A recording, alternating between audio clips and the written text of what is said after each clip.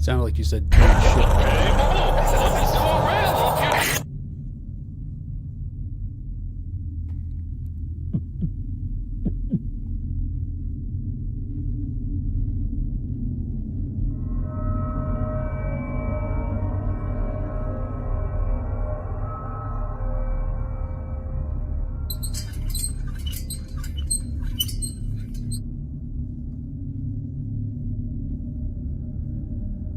I didn't say anything.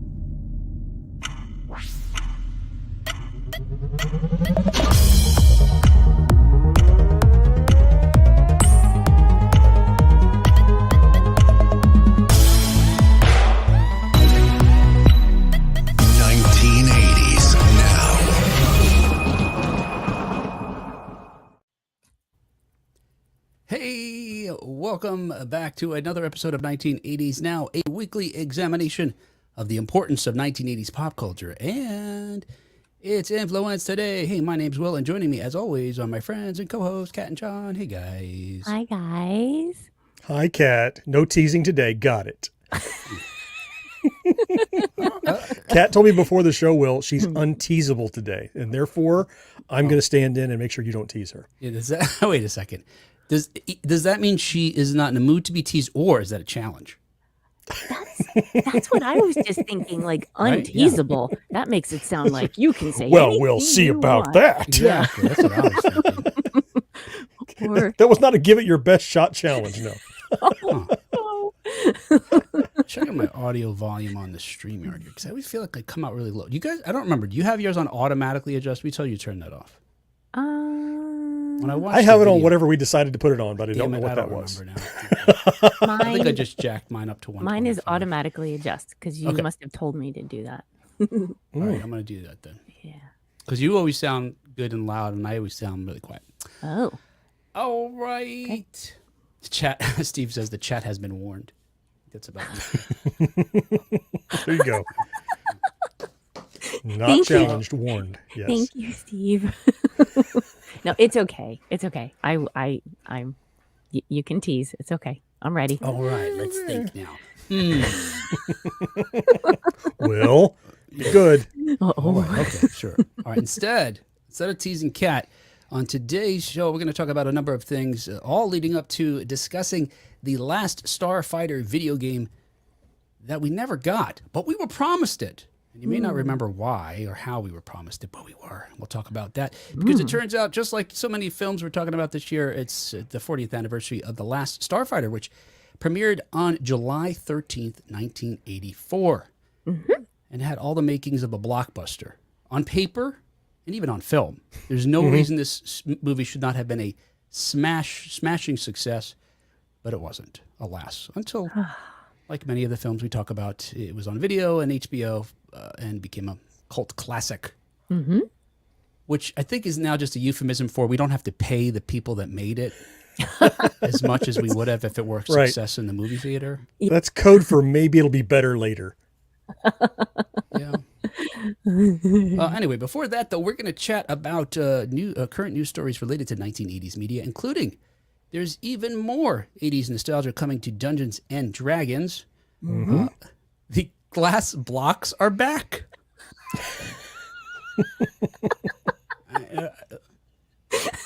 We're really digging deep here. Yeah, I mean, I was like, should we even do the show today? I mean, what is this? Do you know what we could do today, Will, if you wanted to?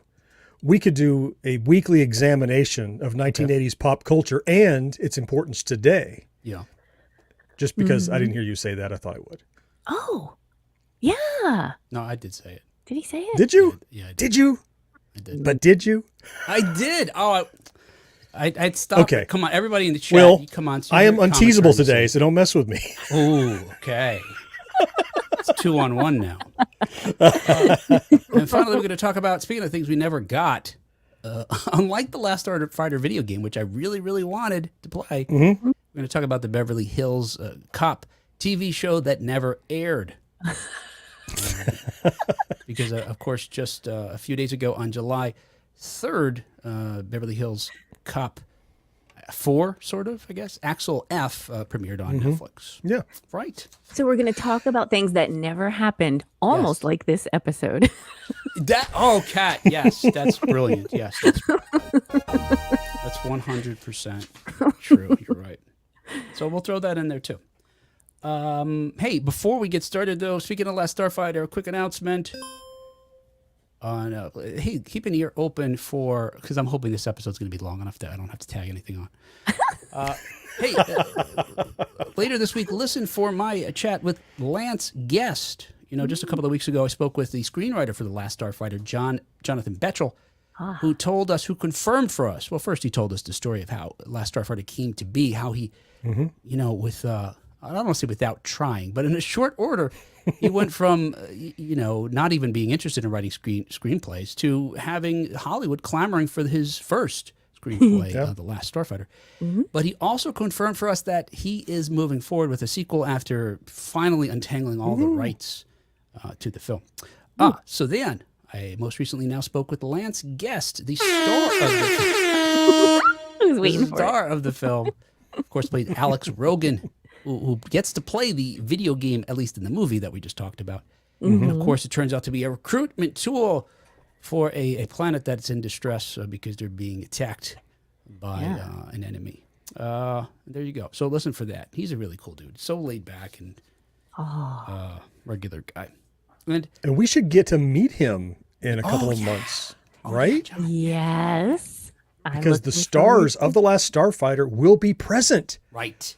At Retrocon in Pennsylvania in September. Is that right? That's right. September 7th and 8th, I believe. It sounds 8th right. and 9th. Something like that. Very early. Certainly that weekend. Yeah, Catherine Mary Stewart and Lance Guest. And I told Lance that I'm going to bring this because this is travel size. You know, this poster. Yeah. Which hangs on my recording studio here every time we record. Ooh, See if I can't get both of their signatures on there. There you go. Yeah, and we'll be there too as well. Go to Retrocons with the S at the end, retrocons.com to find out more information how you can come and visit with us and meet these stars as well, right? Right. Yeah, don't go to Retrocon without the S because that goes somewhere. I know not where. But is this like a whitehouse.com situation? What it was, but it did not get me to where I wanted to go. Did you know that in the early days of the internet that whitehouse.gov was the government and whitehouse.com was pornography? No. Yeah. Really? Yep. Oh man. Yeah. I don't think Retrocon without an S. I don't think no. I don't think it's that situation. No. Let's see, whitehouse.com. Oh my goodness. Was it all like a politically based, parodies? No. I mean, as far as anyone ever told me. No. So it was not. It was I'm told it was just regular old porn.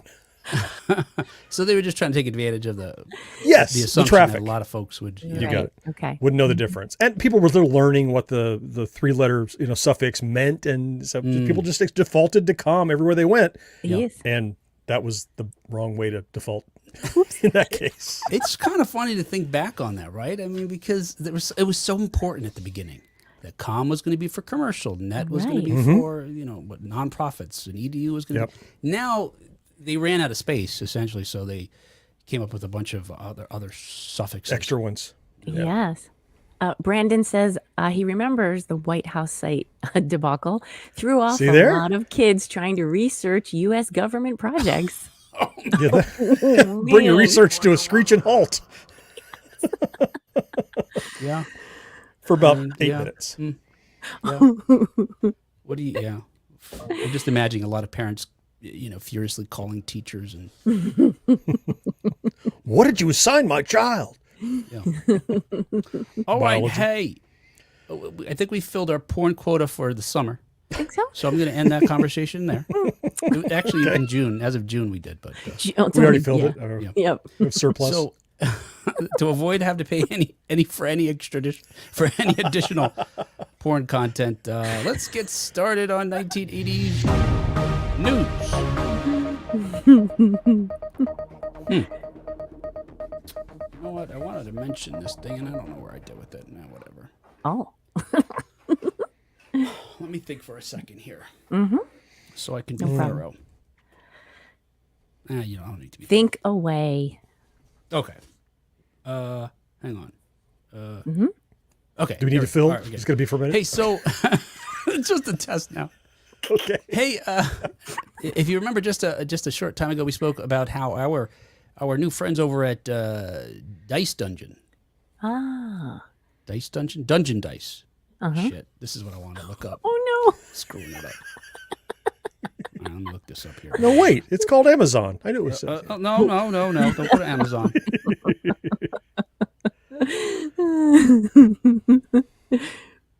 Just looking at my notes here. Okay. Computer's going slowly. I could let everyone know that I'm right across from me. I was painting a wall today, and it's going to be the same color as the color behind me. Is that right? It's right. It's called Voodoo Violet. Yeah. Oh, I love that name. That's a cool name. So are you going to start out that opposite wall on a refrigerator box, and then after a while you'll paint it on the real wall, or you're going straight to the colored wall? My refrigerator box. We're going paint straight to the wall. Oh, committed. All right. Mostly on there. Yep. I gotta do some trim. So, Kat, does that mean we're going to get to see you sitting in front of other areas of your room now, that more of it will have that background? I don't recommend that because the wall is actually mostly window and door. So for now, I'll just still be in this spot. But there's plans to do a shuffle around the house at some point, so I might get to go to a more secluded area of the house. But before I do that, I'll be painting it Voodoo Violet. Away from the pipes? Away from That the seems pipes, wrong. John. I know. No, I can't do know. that. I know you will miss them. Mm-hmm. Maybe there's some in that room I could plant myself next to. Just install some fake pipes next to the off camera. We don't have to see it. Just put them in there. You just need to know they're there. I need to know it's there. Glad I looked this up because I will do my best. I looked this up because I realized the link they gave me doesn't work anymore. Uh-oh. I get a new link from them. Where's it leading? Watch out. WhiteHouse.com. Yeah, I'm glad you asked. All right, there you go. All right, hey, you remember just a short time ago, we chatted about how our friends over at Dice Dungeons were bringing us the 80s Adventures, which is a kind of a, what would you say, an enhancement, a companion set of characters, rules, modifications, villains, etc., that you could use in connection with Dungeons and Dragons to add a more 80s vibe to your RPG. Well, as reported by Games Radar, and this just completely went under our radar, there's a new D&D rulebooks, the official D&D rulebooks that are coming later this year They also deliver on 80s nostalgia. So it turns out in May, again, although we missed it, the Wizards of the Coast released the cover art for the forthcoming 2024 Player's Handbook and Dungeon Master's Guide. And the art, let me see if I have my old ones here. Let's see. Here's a Player's Handbook. Where's my Dungeon Master's Guide? Oh, I know. I had it hanging on the wall. Here it is. This is the episode of Finding Things. Unlike Kat's scaffolding, though, I have to take a look. So this is what edition is this? Anybody who this is AD&D, but anybody who knows AD&D could just rattle off this book here. So this is the Advanced Dungeons and Dragons Player Handbook. Nice. And fans probably remember this Unearthed Arcana book. Yep. Cool. On a shelf on my set in the studio, I have all of my 80s Dungeons and Dragons books. The Monster Manual and the DM's Guide and the Player's Handbook and a bunch of modules and my dice. They're all sitting up there. They used to be in storage, and it wasn't until I built a studio with place to put stuff that I'm like, now I'm unboxing them. They're all coming out. Oh, yeah. That's very cool. Yeah, my one was out because I got like a little frame kind of thing I could put it on, so it's like kind of a... Nice. Anyway, turns out that the latest editions that are coming out, as I mentioned, later this year, whereas the previous Player's Handbook, for example, showed off nameless adventurers. You know, oftentimes, like even the examples I depicted you right there, they have this artwork that's inspired by the stories, the adventures you could take, in these campaigns. But it was never really someone specific that you could meet in an encounter or actually play as. Well, in the latest edition, It's actually instead the player's handbook is depicting heroes across the game's 50-year history, including warriors that started life as 1980s action figures. Do you have those, John? I don't have those. No. I do have some. Yes. Okay. Yeah. I was wondering by your giggle there. Well, I covet those. I'm giggling about the next part that's coming. So. Oh, okay. All right. I covet those figures from the early 80s. Yeah, they're steep. As seen in an exclusive reveal by Game Informer, the revised book features members of the band known as Valor's Call, who recently appeared in the Wild Beyond the Witchlight campaign, but started life as toys in 1983. And to sort of round out the history, or include more of the history, they're actually seen fighting along an elven queen that was first introduced in Greyhawk, which is a world that was created for Dungeons & Dragons in 1972. I've got my Greyhawk books too. Is that right? Yeah, I do. Yeah. Wow. Okay. And that's not the only 80s throwbacks for the player's handbook, because also some of the art inside contains some nostalgic moments, including one page that depicts grown-up versions of the 1980s D&D cartoon characters, who in this image are seen exploring a ruin as well-known monsters lurk nearby. Oh. Oh. So this news depresses me a little bit. Oh no. Okay. Why? Assuming you guys at some point watched the Dungeons and Dragons cartoon. Oh, I loved it. Okay. Every Do you remember the Saturday premise? Cat hasn't, but morning. the premise is Yep. these kids were on a carnival ride and got accidentally sucked into the world of Dungeons and Dragons, Okay. with the theory that one day they can go home to their families. And yet, Oh. here in this book, they're all grown up and still in the world of Dungeons and Gosh, Dragons. I never thought. Oh, that's dark. So they never got out. And the one little kid is like 7, the one with the horns on his head. Mhm. And in the artwork, he's like 30 years old. I'm like, this poor son of a bitch never got home. He never got out. Got laid. Yeah. No. Oh, what? Well, no, you could do that in Dungeons and Dragons. I've rolled those dice. Oh, okay. Oh. WhiteHouse.com. I rolled those days. Okay. What if they realized that the carnival ride was always a portal? Maybe they can go back and forth. Oh, okay. That's Okay, that I'm gonna try to make that part of my head canon so I feel better about this artwork. an optimistic lie. Yes. You're telling yourself. In addition to the player's handbook, as I mentioned, you're also getting the Dungeon Master's Guide. The art for the revised guide, as revealed by the Daily Mirror, also embraces the history of the RPG by focusing on a selection of more unsung characters. So, much like I mentioned with the player's handbook, these other books as well. They just don't. They have folks who aren't tied to the lore necessarily.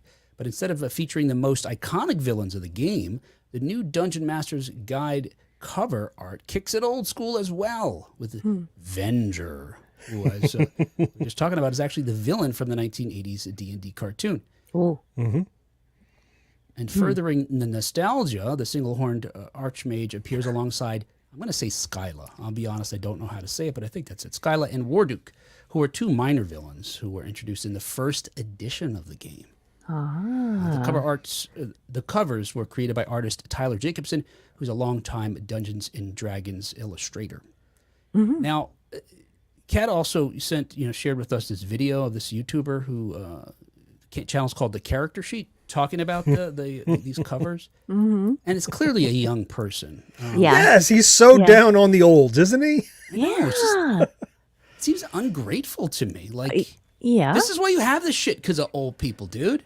He's like, well, I guess they're catering to Gen X, and he mentions boomers too, which confused me a little bit. Maybe you can say more they about could have that. played, I guess. But It started in the 70s, so they're like, well, these toys came out in this year, so you'd be at least 40 by now if you were around, at least 50 if you'd actually had them and played with them. Yeah. So? And what's wrong with that? Right. Yeah. And then he concludes that saying, there's some psychic damage for you old timers. I did not I appreciate got some that. psychic damage for you right here. Yeah. Yes. Psych damage.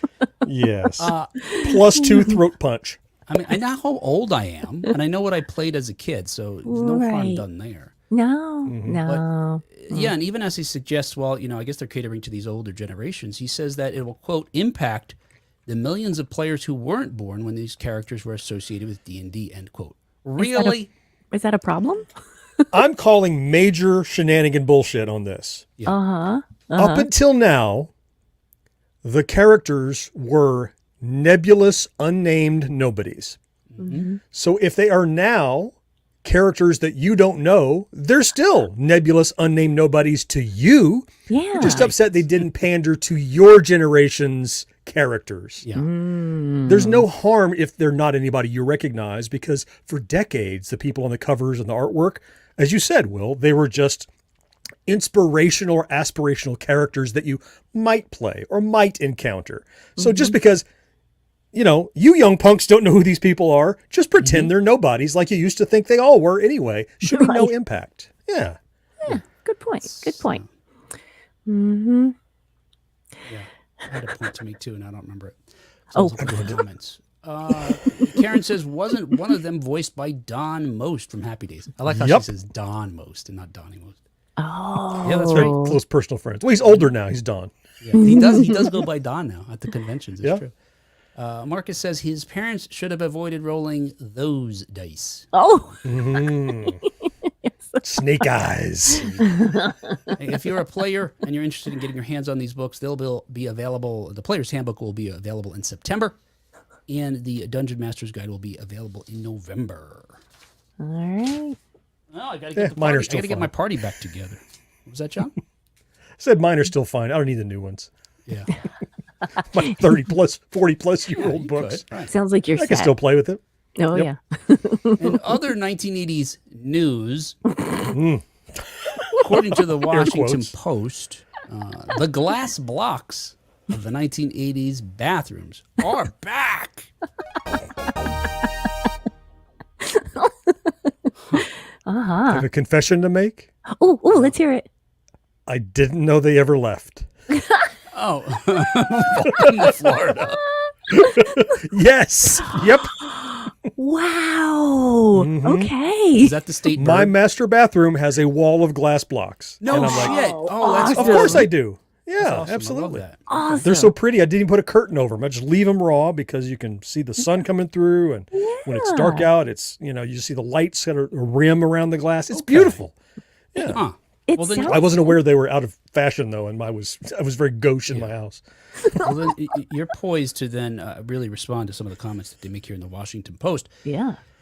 Because they say, along with 1980s neon manicures and vintage 90s blazers, glass blocks are making a comeback thanks in part to a new fan base on social media. Founded by one John R.K. No, I don't know. What was your fake name? Is that me? Oh. I'm going to cut that joke. That was a bad joke. Part to a new fan base on social media.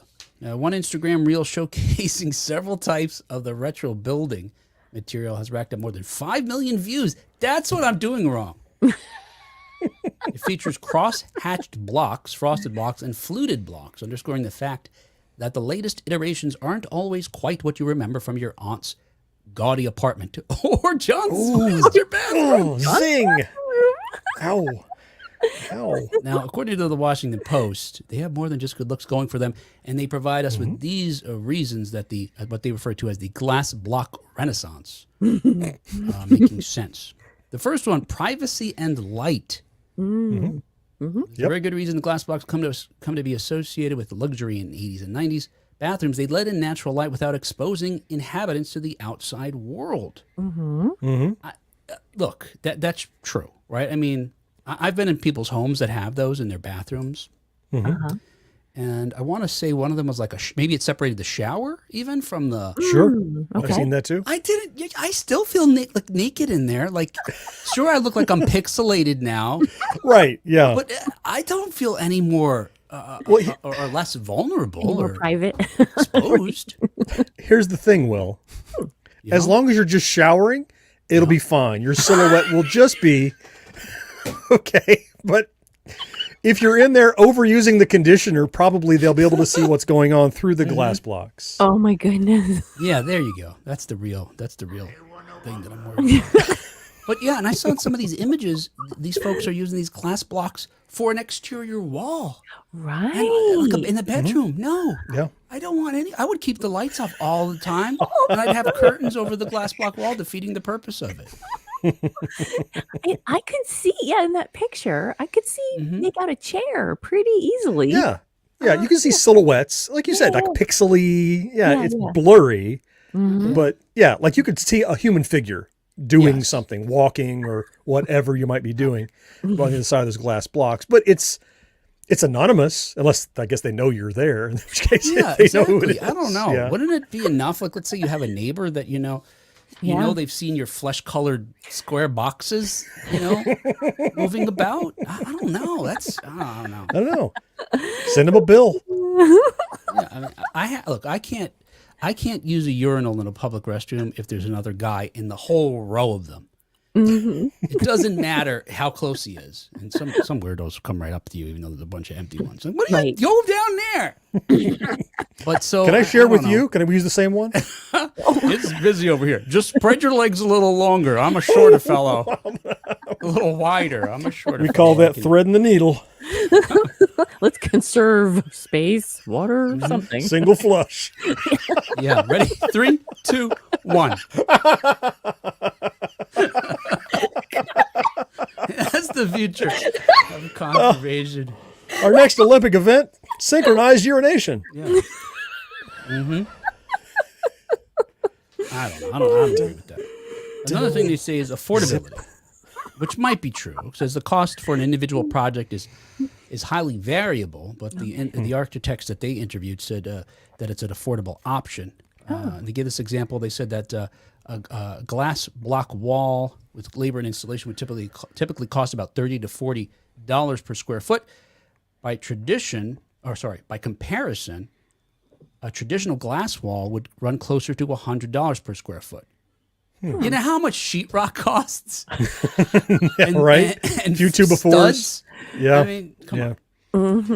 Yeah. Okay. Am I the only one that forever I have seen, and maybe it's just in the South, glass blocks are always available and always cheap. Like as a craft item, I see people cramming fairy lights into them for Christmas time. Oh. And so their lights are inside of the block. Yeah. And then you plug it in and it's like this, pretty, because the same way it diffuses the light going through it, it diffuses the light going out from the inside. Okay, well, and so it has these blurry, fuzzy lights in there. Is it just here? You never seen this? Maybe it's just a Florida thing? I guess, since they're everywhere. I guess. It's got to be because of the qualities they're just, attributing to these. In particular, the light. You live in a sunnier environment than we do in the north, So I wonder if that's part of it. Yeah. But if you have the lights in the blocks, what does that do to my nude body when I'm trying to hide now? Those aren't used at the same time. You either have a wall of them, or you have what they sell is like a single block that's filled with lights, and you plug it in. You put it on a mantle, and it's like a pretty shiny light I see what you're saying. Yeah. It's I'm so glad. Yeah, I'm so glad I never was embarrassed by my glass blocks and took them out, only to find they're back in fashion now. Right. To put them back in. So. Yeah. You are. Just stick it out. Everything old is new again. That's right. Time for the bell bottoms. Time for the glass blocks. Yeah. The Washington Post also says that safety. They provide more safety. They says glass blocks can also enhance the safety of a structure. This architect, I assume, they quote says, quote, one reason you'd use glass blocks instead of just a window is you're trying to achieve a fire rating. That means we can utilize them in places where you wouldn't otherwise be able to put a transparent material. Because if there's a fire in your house, glass will just shatter, whereas the glass blocks will last longer. All right, hey guys, if there's a fire in my house, I want the glass to shatter. You went out. Let me the fuck out of here. It's like, gung, gung. Who put these glass blocks here? Gung, gung. And then someone outside can see your silhouette. Like, Will is dancing by firelight in there. That's beautiful. Looking good, Will. Help me, it's on fire. Did you know glass blocks also provide great acoustic insulation? Can't make out what you're saying. I'm just now learning that. What? Yeah. And this will be the reason that appeals most to you, John, is the Washington Post says they're cool. Mm-hmm. They are cool. Because they're sealed and have dead space inside, so dead air is an insulator. Heck yeah. Wow. That's not good. I mean, okay, whatever. That's but good. This also, yeah, and this says that the architectural history is actually more than just cutting edge and timeless. Oh, their history. Sorry, the glass blocks have an architectural history that is more cutting edge and timeless than their 1980s reputation might suggest. According to this one architect, they're a throwback to 1930s Paris. They were first used then. Ooh, Wow. I'm fancier than even I knew. Yes, you are. I remember them in the schools that I went to. Oh, yes. Oh. I remember them in the grammar school I went to in the high school. Now, they were built before the 80s, so I guess they were on the cutting edge of something. Yeah, that's where I specifically remember them most strongly from. In the stairwells, the windows in the stairwells were those glass blocks. And then there was a fire. And no one, oh no. Just figure like throwing a chair against it, trying to get out. It won't break. These are so structurally sound. Hey, honey, you know how we could save money and be cool? Remember when you said that? Steve suggests you buy them up, John. It could be a hot seller soon. I also think invest in pork futures and glass blocks. That's my entire retirement is going there now. I think Steve's Calling my also, financial advisor. Steve's also watching me in my house as it burns. He writes, Will's using his conditioner again. No, I'm dying. I'm glad that wasn't missed by someone. Karen says, Thank you. The shower in our master bathroom used to have glass blocks, but now it's clear. I mean, now they're clear blocks or clear glass? A window? Maybe it's a clear with the blocks. AKA a window. I just have a shower curtain in mine. Oh, okay. Okay. All right. She also asked, John, do you also have a toilet paper doll? Oh. You remember those? Yeah, the creepy those things. Were creepy, yeah. Macrame usually. Yes, To like, yeah. I was going to say crochet, but I think you're right, yeah. Right. Whichever. The skirt would cover it. And the skirt, because what you do is you put the paper tissue on the plunger and then put the doll over top of the thing. And if you need a plunger, you got to strip that doll quickly. And you're throwing toilet tissue and you're throwing a doll and you're cranking the plunger and then you're like, okay, let's reassemble this doll who looks traumatized on the floor. After the doll's dropped into the toilet, to the horrors that are waiting below. Shake it off. Just wring it out. It's fine. It's back to normal. It's mostly water. Brandon says, I've seen glass block walls between rooms that also have an open space as a window between rooms. What the hell is the point of that? Now that's just to be cool, Brandon. Yeah, that's it. That's a lot. That's just somebody that wants to live in Florida and can't afford it. That's money to burn. Or someone who wants to feel like they're, voyeuristic or something. Right. Honey, go in the kitchen while I'm in the living room. I'll watch you cook. I'm concerned people can't tell what we're doing inside of our house. Could we change out some of these windows? You know what I would do, I guess, if I had all that, is I would wear all like nude colored clothing all the time. So then when I'm actually nude, people wouldn't be able to know. I think that would give me a level of comfort in my mind, at least. That's very interesting. Why not just be nude? It's so much easier. No, because then they'll know I'm nude if it's just nude during the nude times. Also, I'm going to walk around like this with things in my hand, so nothing seems abnormal. With the plunger. With the doll. I got shake weights. I'm going to just get some shake weights. What's Will doing? Oh, no. He always has those spasms. Yeah. He must have a friend over. All right, whatever. We're definitely over our quota now. I thought. I know. I'm going to get bills. I'm going to get the bills. Good thing we have supporters of this show. That's what that Patreon money's for, to pay for the porn overages. We need some more patrons. Right. It's July. Can we get the free nights and weekends porn like you did on my old the cell phone plan? After 9 o'clock, it's cheaper porn. Could be scrambled. Yes. And here, finally, in 1980s news, the Axel F that never was.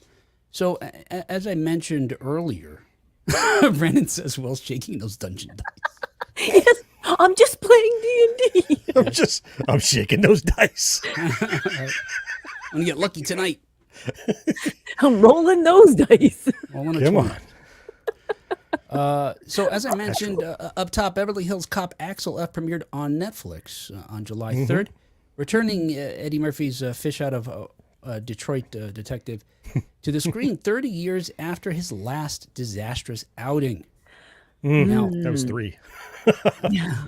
like giving folks, we're going to give folks time to see it before we actually chat about the film, and our thoughts about it. Yes. But I will give you this promising, I think, review. You got something, John? Oh, go ahead. Before you get to the show part, I want to mention yeah. something about the movie. But I'll give you this, what I think is a promising review from Variety. They write, nostalgia when it comes to reviving an old movie series can be axiomatic. Every so often you see a genuine piece of nostalgia like Creed or the 2009 Star Trek reboot or the 2014 Godzilla. But then there's the kind of nostalgia represented by Beverly Hills Cop Axel F. Is that I good wanna or read this bad? whole thing. Plotted like a generic police corruption thriller, lit with cruddy efficiency, pausing every 10 minutes or so for a light moment, the movie is no Beverly Hills Cop. So that sounds like a downer. But then they continue. It's better than the ballistic noise orgy that was Beverly Hills Cop 2 or the clunky retro mess of Beverly Hills Cop 3. So I guess we should be grateful, and I suspect a lot of viewers who grew up in the 80s will be. Yeah, that's not bad to me. That's not a turnoff. I think that's going to be fine. Seems kind of middle of the road. It's not high praise, but it's something. Right. Yeah. Yeah. And I like Now, Beverly do you Hills Cop guys- too, so. You like the second one? It's all right. Yeah. that was good. Yeah. And if this is better than that, well, that feels okay. That's Exactly, great. right.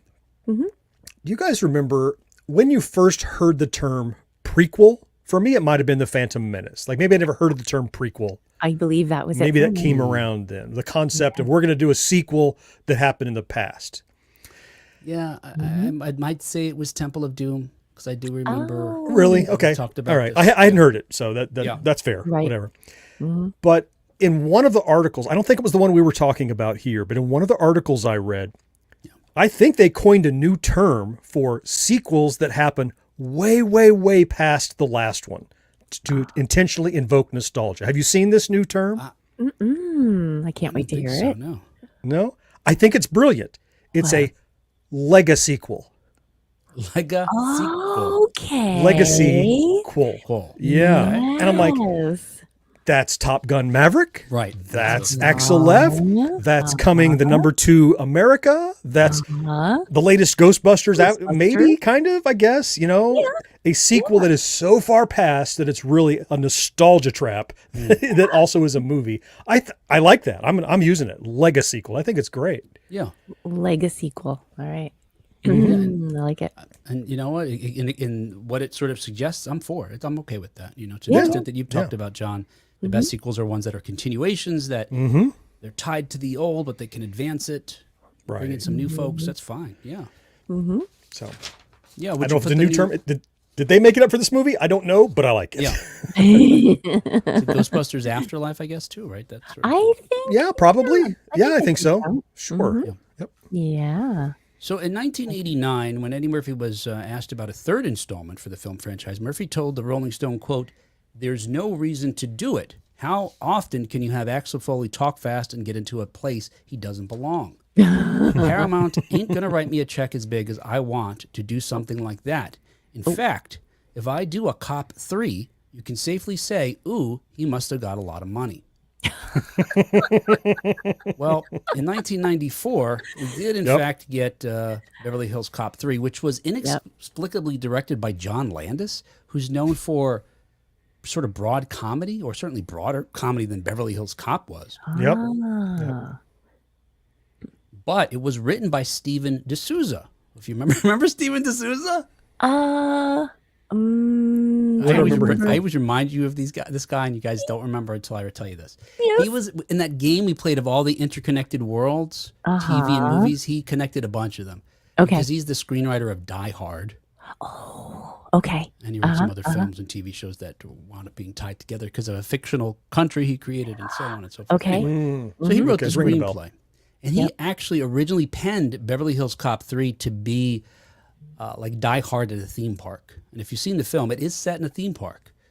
But how he had originally written the script, ultimately the studio said, yeah, we can't afford to spend, I think it was something like $10 million on each ride we'd have to build.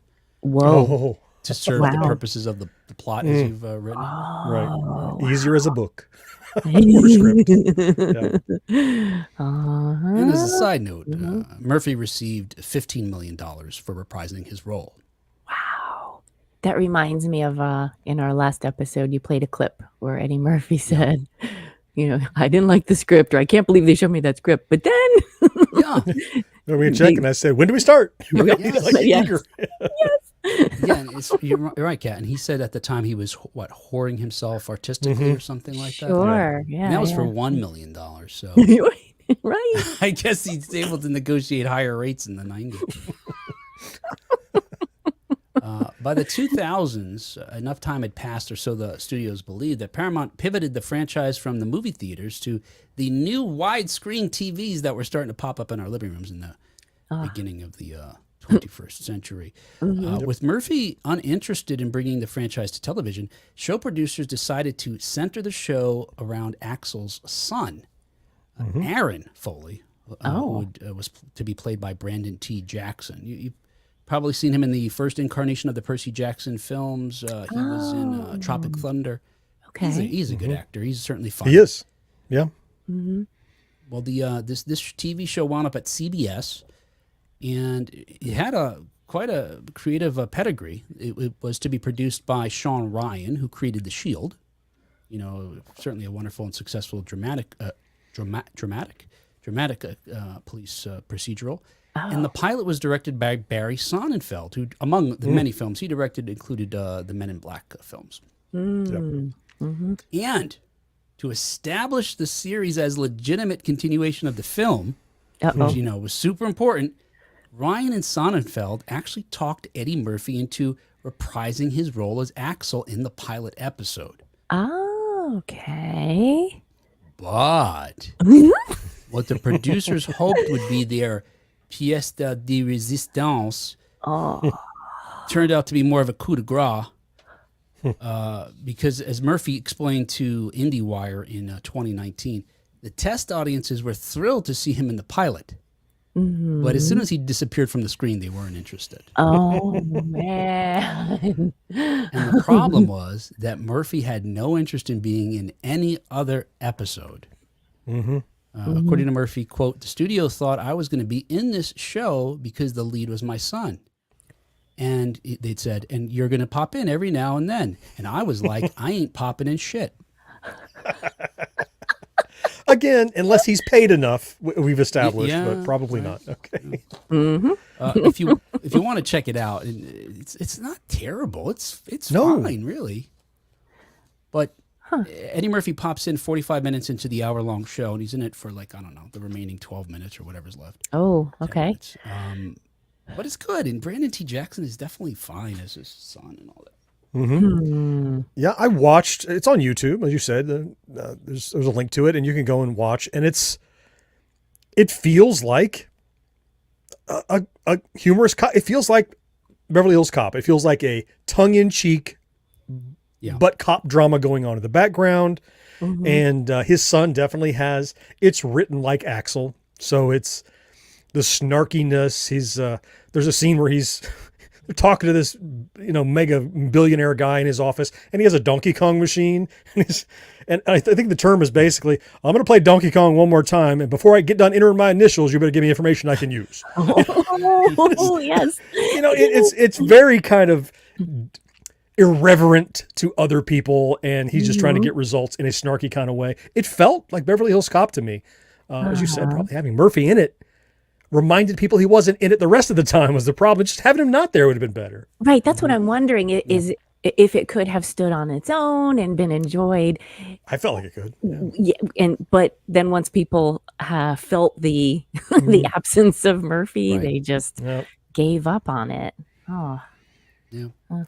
Yeah, it's fine. I mean, look, whatever. And I guess whether this next film will be good or not, we will see. Karen says it's next on her list for tomorrow to watch it. The Coming to America sequel was fun. Yeah, I think that was, I enjoyed the Coming to America. It was, you know what bothered me about it, and I know we talked about this, was one of the things was, and it may be true of this Axel F too, I haven't watched it yet, is it's not shot on film anymore. You know, they shoot these things digitally. And there's, I don't know, is it because we grew up watching things on film that automatically anything that's digital kind of seems fake to me, for lack of a better word coming to mind? I don't know. There is something a little less. Movies used to be a big deal. You only saw a movie at the movies, unless you waited for them to, rent them later or whatever. But even then, they looked like the movie you saw in the theater. Yeah, yeah. But now, with the advent of digital, as you said, and streaming, it's because of the lack of film grain or the lack of stock that it has, it just looks like everything else. So it doesn't feel special. That's the feeling that I get. Yeah. I wonder if we knew, this reminds me of something John said, but I can't remember what it was. Oh, I know. We were talking about theater and how theater is, live without a net. Anything could go wrong. And there's a sense to it. Not that you're hoping anything can go wrong, but it creates this sort of camaraderie or the shared experience, this excitement where we're all invested in the outcome together, And we appreciate the risks these folks on stage are taking. Yeah. I wonder if either intuitively or because it was part of the zeitgeist with behind the scenes, vignettes and stuff that we had on TV, that we understood that it was expensive to shoot on film. You can only fit so much film in a canister before you had a cut. It was only a few minutes before they had a cut, which is why scenes would be, you had to cut scenes together. And so there was sort of more of that kind of, without a net feeling, in the sense that, I don't know, it's more guerrilla, or having I don't know, maybe I'm not saying it the right way, but that where digital seems so pristine, and I know they could just keep, what the time is what costs, obviously. Yeah. Take 73, keep rolling. And there's no cost to trying it again, right? And sometimes they do. Sure. Yeah. I don't know. Maybe there's some inherent. It's kind of like when they use CGI for stunts versus in the 80s when they would have a guy just get in a car and flip it. Right. Even though we're in no danger, there's something about it that makes it more visceral or visceral. I think is a great word. Yeah. All right. Hey, that was 1980. Jeez, Louise. That was loud to me. All right. Hey, as we mentioned, look, this isn't news except for the fact that it's the 40th anniversary. I guess that is news. Yay! It's the 40th anniversary of the Last Starfighter on July. What the hell's going on here? There you go! Yay! Definitely go back and check out our interview with Jonathan Betchell, and then listen later this week for our interview with Lance Gill. Hey, if you really want to go back, you can watch our video interview with Catherine and Lance. And that was a while ago. But I think together, we get kind of a good sort of picture of what was going on when they made the film and sort of experiences, et cetera, and so on. Yeah. I'm a huge fan of the film. I know we've talked about it before. You guys, just if you would check in with your feelings about the movie, if you like it, you don't like it, you don't remember it, you haven't watched it, it's on your list. I love the movie. I did not see it until 2021. No, I think it was 2010, maybe somewhere around there. Yeah. Oh, right. With your family, you were all somewhere. With the honorary uncle. Yeah, my kids wanted this uncle figure in their lives to watch some of the Marvel movies, and he said, "Okay, I will, but you need to watch a movie that I want you to see." And that's what he showed them. And that was my first time seeing it too. And they took the deal? Oh, yeah. Oh, yeah. Wow. Oh, man. Yep. Did he want to watching a Marvel movie then? Yes, we watched Iron Man. Okay. Yep. Oh, that's a good choice. The first one? It's a good choice. Yep. Yeah. I probably first saw Starfighter on VHS. So not in 84, but it would have been, 87 through 90, somewhere in there, when the heyday of rental stores, because I was watching movies. I don't know why I didn't see it in the theater. We didn't go to theaters a lot. Mostly the drive-in with the family is all we did. So until I was older, I could go by myself. And so video rental stores, everything that was spaceships and aliens and big feet and whatever, I'm like, rent, because it was all new to me. So now, big feet as in multiple Bigfoots. That's right. Not you didn't have a thing for people with large Yeah, it wasn't like appendages. Hobbit feet. Maybe by association, but that was not what I meant to say. No. Okay. Yeah. All right. Big Yes. feet. Yeah, I didn't Plural see it. Bigfootses. Yes. I'm certain I saw it in '84 when it came out because, as I've mentioned before, fortunately, my dad in particular is. Both my parents like movies a lot, but my dad in particular loves movies, and so we would go often. And look, I've said this a number of times, and I was able to tell Betchel this and Lance that more than Star Wars, which they share a spine. These films, right? They are the Joseph Campbell. What do they call it? A hero that's refusing the call. The archetype. Yeah. The art. Yeah. There you go. Gosh. Yeah. 53, man. Just It's okay. on my birthday, just whoa, what's going on? As he blow out the candles, certain words just yeah. So the story is a trope. It's an archetype that we've been telling for thousands of years. And but in spite of that, this movie, and in spite of their efforts to distance themselves from Star Wars and Spielberg's films, which they did. They made some tweaks to the story because they didn't want to draw any comparisons that might, make it harder for them to be successful. I connected with this movie and felt more inspired by it than those, in particular because it was very grounded. Certainly, the beginning of the film, and it's grounded through the characters who have very real life, earthbound challenges. This following Lance Guest's character Alex, he's trying to figure out what he's going to do in his future. He's just becoming of age and an adult. I mean, so when I first saw this when I was a teenager, even though he was a few years older than me, these felt like very real things, dealing with a girl that you like. Oh, my, you have to move away. All these things. So trying to get the high score on your favorite arcade machine. Yes. That's right. Yeah. So I think for it to be rooted in all that, and then for this arcade game to actually turn out to be the Obi-Wan telling you he needs you to go and fight, the Empire. It was like, I felt like I could go home and accomplish anything. Like anything might be a secret test. Anything might be that gateway into a world where I would be more than I thought I was all this time. If I could just wash the dishes a little faster. Yeah. Someone would come and recruit me and take me away from all this. Yeah, and that summer I worked in that kitchen, remember? Yeah. That's right. That's what it was, though. I was wrong. Yeah, that's all I had to do. Yep. So imagine our, all right, my excitement, where just a few words in the end credits of the movie tease the fact that we're actually going to get the video game that we see in the movie. And towards the end of the credits, you just have this phrase, video game available from Atari Inc. Really? But as we mentioned, look, the film had every reason to be a blockbuster success, but it was in a year of blockbuster successes, so it's ultimately, when you run the final tallies, it's up against Ghostbusters and Karate Kid and Beverly Hills Cop, all these films. So on a budget of $15 million, it only made about $29 million. So it wasn't this, runaway success. You'll hear in my conversation with Lance, he expected that Hollywood was going to come a knocking after this film because everybody was telling me it was going to be huge. And none of these things ever happened.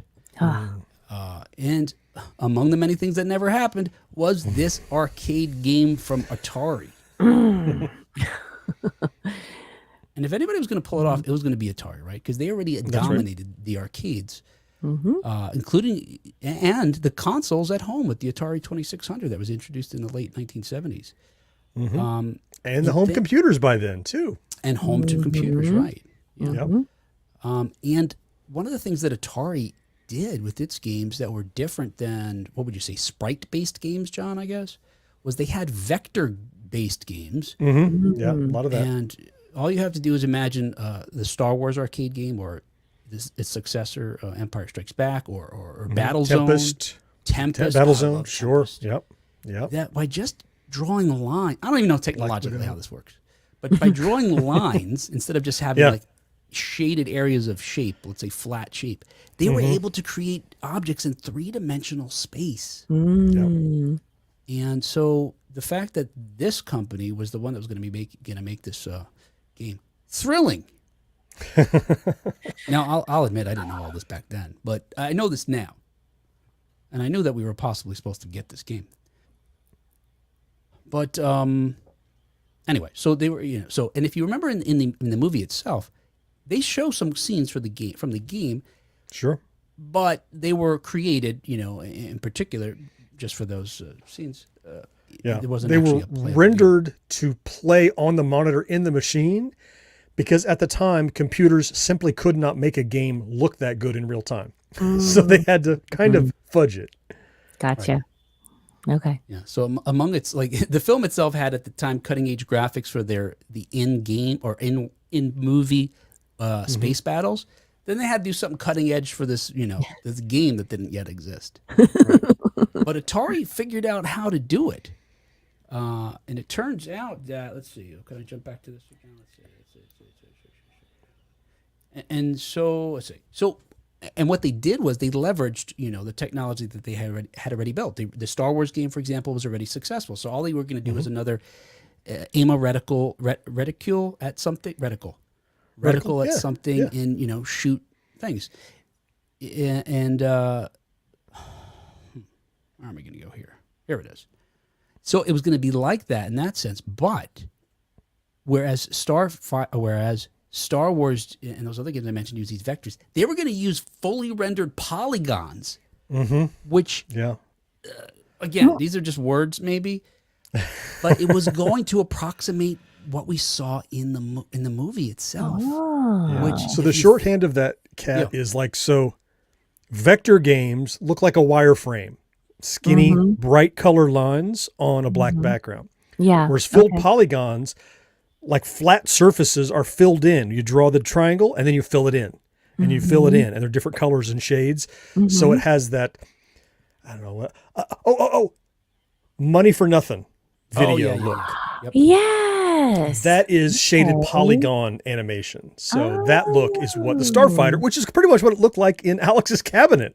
Okay. Yeah, right, all right. Yeah. And apparently this was based in part on some technology they had developed for a game that's little known, iRobot, which I watched some scenes of it online. I can't believe this game existed in the 80s, and I never played it. Wow. And we did have uploaded to YouTube a long time ago. I think it was by someone who actually programmed the game that never got released. I do have some footage from the game that we didn't get from Ari. There's no sound, but you can notice it looks very much like the movie scene. Ooh, especially like after the launch and we go to the HUD view. Yeah. Oh, there it is. Yeah. This is insane. With the rotating orb in the corner to figure out attitude control. Yeah, that's great. Oh, wow. I mean, this was going to be a playable arcade game. That's just, it would have seemed a leap. I mean, it seems very much like from this image that you're playing the movie version of the game. Yeah. Anyway. To do this, though, like I mentioned, they used some technology that they had already had been developing. And they, instead of using I looked this up and I can't remember what it was. It was the Motorola, I want to say 6200 maybe processor, which was an 8-bit processor, which was like most of the games. They used the Motorola, there's my New Jersey coming out, Motorola 68,000 processor, which would become ubiquitous later in the decade with it's the same processor inside of the Commodore Amiga, for example, and the Sega Mega Drive, which is a 16-bit processor. So it's just a leap, as far as arcade games go, it was a leap. Okay. But according to ArcadeHistory.com, it was the expense as well as the faltering box office that discouraged Atari from ultimately Well, that was my publishing. question. So why not? Aw. It turns out that because of the technology that would be inside of this thing, making it look so fantastic, it would cost each cabinet would cost approximately $10,000 Whoa. in $1984. Yeah. Oh my gosh. And they didn't expect any arcade owners were going to fork up that money. There's no amount of quarters that I think would. Yeah. That's you more gotta than wonder ours. if it had been Star Wars level, maybe they would have pushed forward. But even then, that would be a huge individual expenditure for any given. Only the biggest chain arcades could have afforded it, even if you built it. Because you make your money back on $4 or $5 grand on a machine. 10 grand. It might take the life of the machine to break even. Why buy it? Yeah. Right. Yeah, yeah. Ooh. Yeah. Wow. Oh, so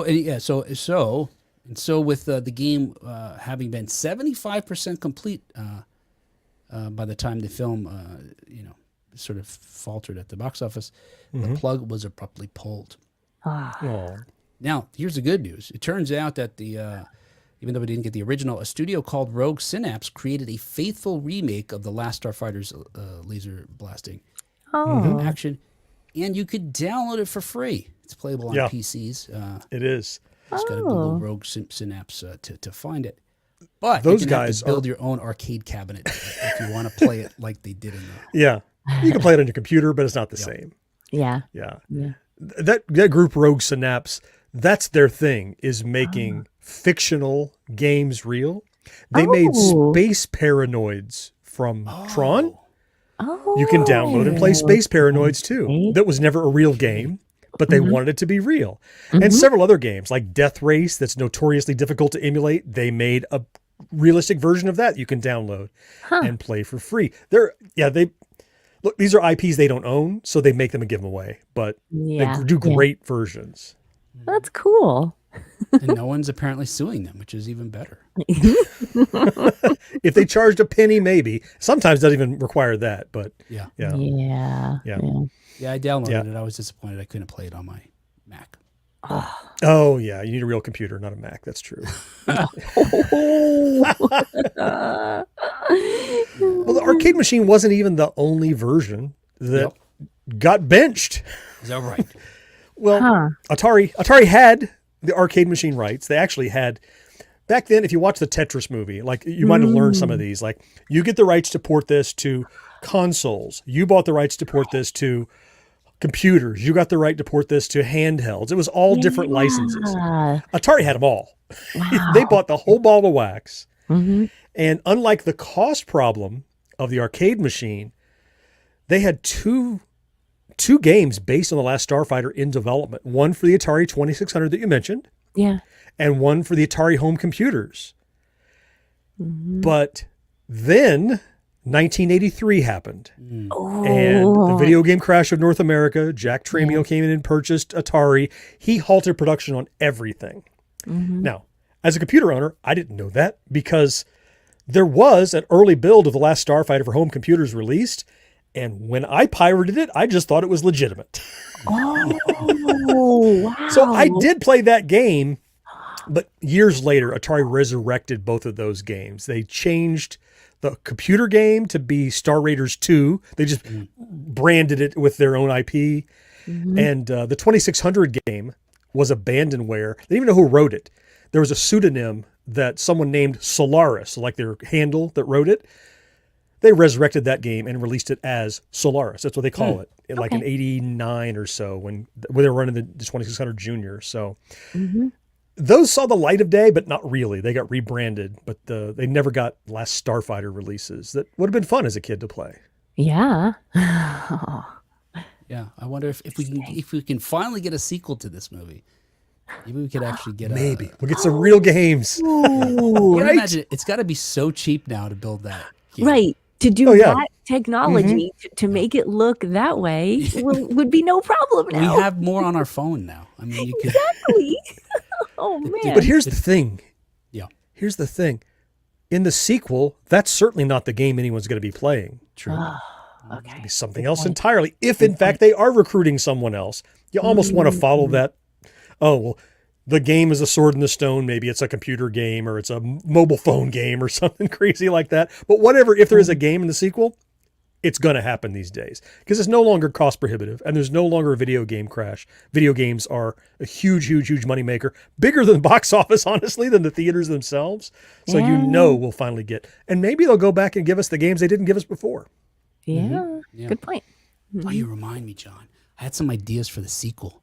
I thought maybe I'd reach out to Jonathan Batchel and pitch him. But I think he's got the script done already. Oh, hey, it's not All so right, Jonathan. early. If it's not too late for a rewrite, I have some great ideas. Well, Tell him now, and don't wait till the movie's done. Otherwise, it'll be like Caligula and that Best Defense movie. You don't watch They that. got to work it in later.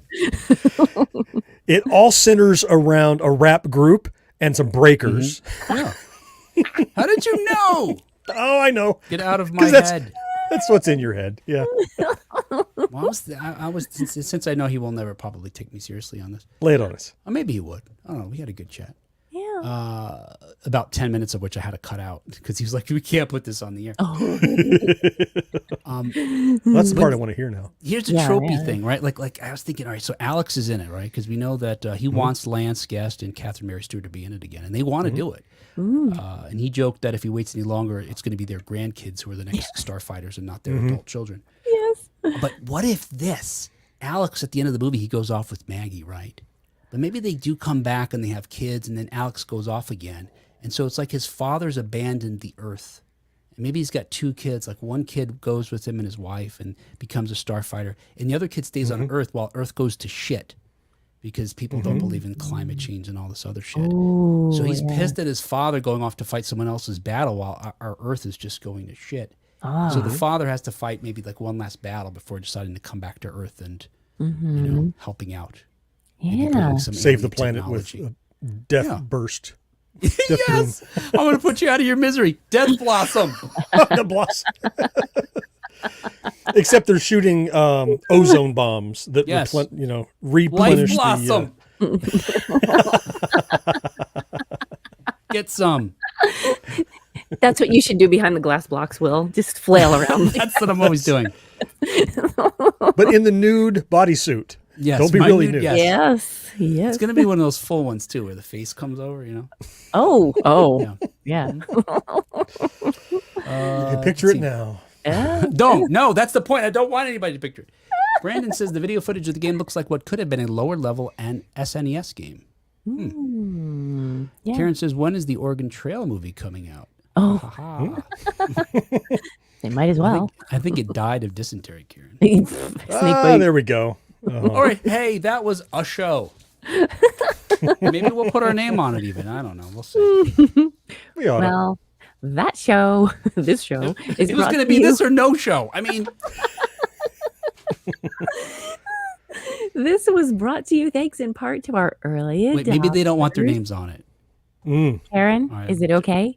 Can I I've been say your joking about name? this too much. All right. Rick Parker and Karen Flieger.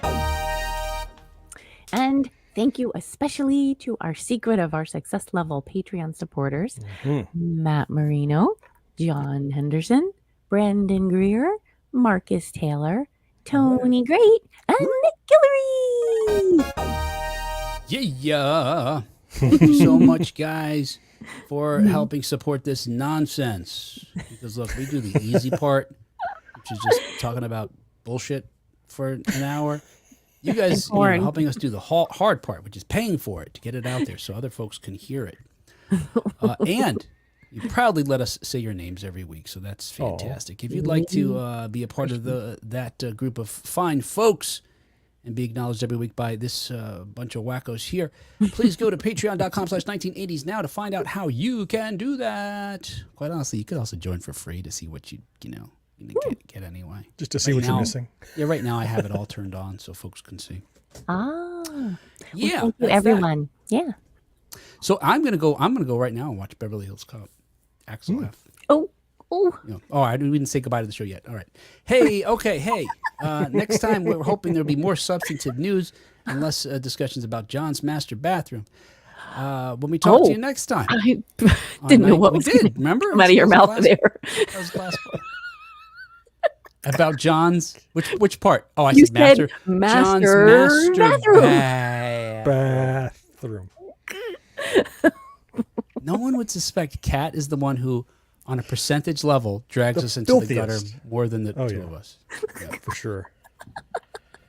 Anyway, all right. Well, Kat will drag us down to the gutter again next time on 1980s Now.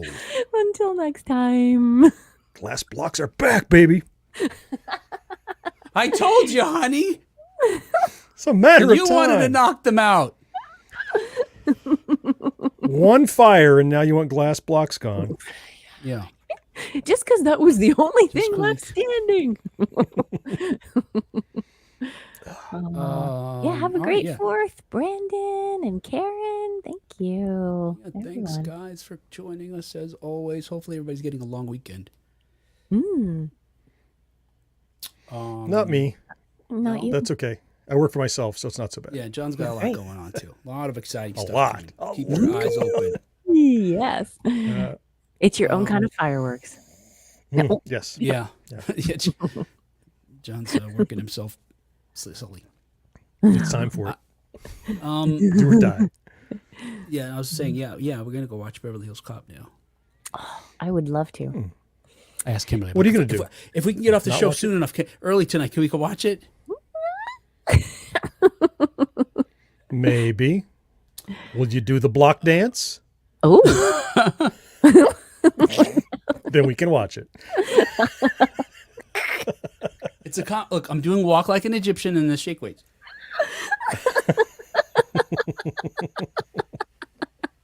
Karen says she has to work. Oh, sorry about that, Karen. Oh, Friday. Okay, yeah. Yeah, on Friday. Yeah. Oh, Brandon's about to watch it himself. Oh, cool. All right, we can compare notes on online. That's right. Okay. Facebook later. Cool. Nice. Yeah.